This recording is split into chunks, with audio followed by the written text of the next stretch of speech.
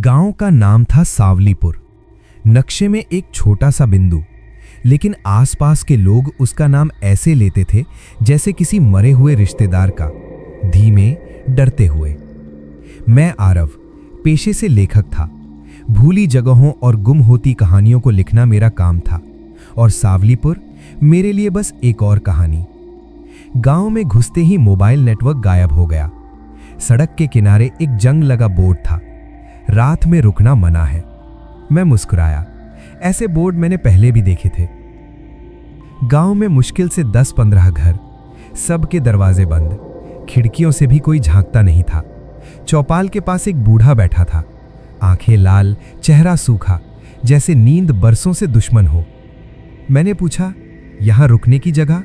उसने मेरी ओर नहीं देखा, बस दूर एक उंगली उठा दी। वो घर बड़ा था, पुराना, लेकिन जर्जर नहीं। ऐसा लगा जैसे किसी ने समय को दरवाजे पर रोक दिया हो। दरवाजा खुला था। अंदर कदम रखते ही हवा बदल गई। ठंड, बिना वजह की ठंड। दीवार पर एक घड़ी टंगी थी, समय 2:17। सुइयां जमी हुई। मैंने बैग रखा, खुद को समझाया, पुराना घर, पुरानी चीजें। रात गहरी हुई, नींद आंखों से दूर थी। तभी छत पर कदमों की आवाज। 1, 2, 3। मैं उठा, टॉर्च जलाई। छत खाली। पीछे से फुसफुसाहट आई, तू आ ही गया। मेरे शरीर में जैसे जान ही नहीं रही।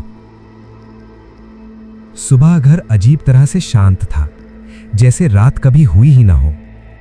रसोई में बर्तन सजे थे, जैसे किसी ने अभी अभी खाना बनाया हो। लेकिन घर में मेरे अलावा कोई नहीं था। अलमारी में एक पुरानी डायरी मिली, कवर पर लिखा था, पढ़ने से पहले जान लो, ये घर भूलने नहीं देता। पहले पन्ने पर नामों की सूची थी, सैकड़ों नाम, हर नाम के आगे एक तारीख। जैसे जैसे पन्ने पलटे, तारीखें पुरानी होती गईं। कुछ नामों पर स्याही फैली हुई थी, मानो किसी ने आखिरी वक्त में काटने की कोशिश की हो। आखिरी पन्ने पर मेरा नाम लिखा था, आज की तारीख के साथ। मेरे हाथ कांपने लगे। मैं भागकर गांव पहुंचा। वही बूढ़ा वहीं बैठा था। मैंने डायरी उसके सामने रख दी। उसने देखा और लंबी सांस ली। अब समझ आया तो क्यों आया, उसने कहा। ये घर लोगों को मारता नहीं तो वो उन्हें रोक लेता है। उसने बताया, हर कुछ सालों में कोई बाहर से आता है, घर उसे चुनता है। पहली रात आवाजें, दूसरी रात यादें, तीसरी रात पहचान। जो तीसरी रात खुद को भूल जाए, वो घर का हिस्सा बन जाता है। मैंने पूछा, और जो याद रख ले?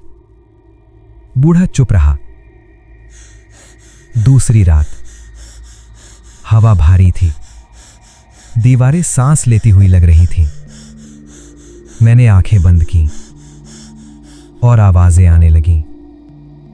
मां की लोरी, पिता की डांट, स्कूल की घंटी, बचपन की गंध, बारिश में भीगे जूते। पहला डर। आईने में देखा, मेरा चेहरा धीरे धीरे बदल रहा था। कभी दाढ़ी कम, कभी आंखें बड़ी, जैसे कई चेहरे एक में घुल रहे हों। मैंने जोर से कहा, मेरा नाम आरव है। घर खामोश रहा, लेकिन दीवारें थोड़ा और पास आ गईं।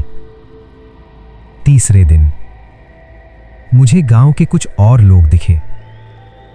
सब चुप, सबकी आंखों में एक सा खालीपन। एक औरत ने फुसफुसाकर कहा, यहां ज्यादा मत सोचो, सोच नाम खा जाती है। तीसरी रात, घड़ी फिर 2:17 पर रुकी। दरवाजा अपने आप बंद हो गया, खिड़कियां भी। हवा जैसे जम गई।